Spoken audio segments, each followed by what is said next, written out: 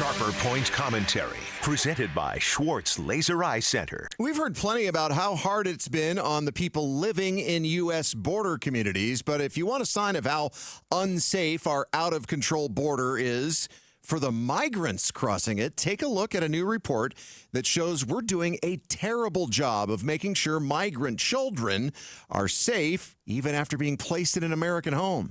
If you will, go back with me to 2021. Shortly after Joe Biden took the presidential oath of office, a flood of migrants took advantage of his very welcoming border attitude, and among the record numbers of migrants were children who crossed without a mom or a dad. The so-called unaccompanied minors, the little humans, people that former KTAR news reporter Griselda Zatino reported on back in April of 2021. Nearly 19,000 children traveling alone came across the southern border in March. Local immigration attorney Linda Freer explains the legal process for unaccompanied minors. The child gets here, they get detained, and then it takes a very long time to find a sponsor because they have very strict guidelines. They have very strict guidelines, but a report from the Inspector General of the Federal Department of Health and Human Services shows that agency failed to prove that it ran basic safety checks like addresses or criminal background checks on many adults who took in children.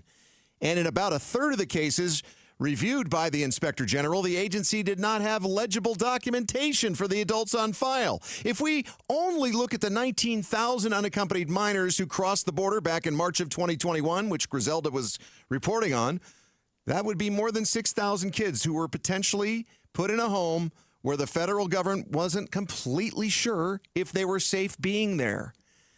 The Federal Health Agency responded to this report by saying it's improved the process and the report, and it only shows a limited window in how the agency handled cases during an unprecedented influx. Well, I'll guess what?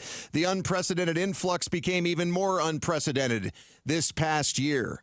So how can Health and Human Services say that they have done enough to make sure migrant kids are safe once they've even been placed in an American home?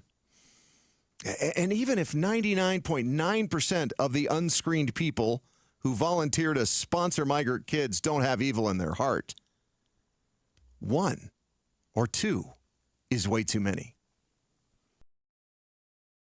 Thanks for watching Sharper Point.